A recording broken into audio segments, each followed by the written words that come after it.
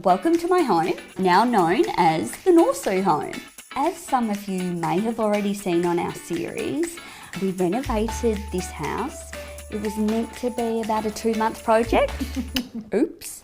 Our top 3 tips: don't be afraid to play with a bit of colour, but make sure you have a consistent palette throughout the home. Yeah, we like a bit of grey. Yeah, In a few different tones. Maybe not 50.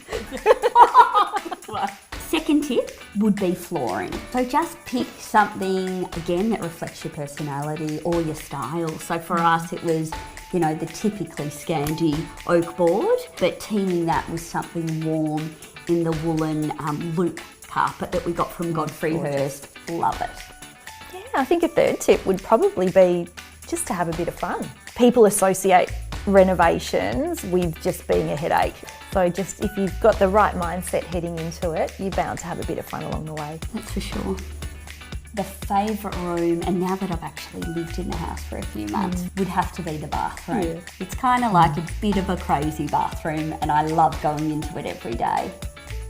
I have to say my favourite room is probably the one that we're sitting in at the moment. Yeah. It's wide and it's open and it's light. Would we do it again?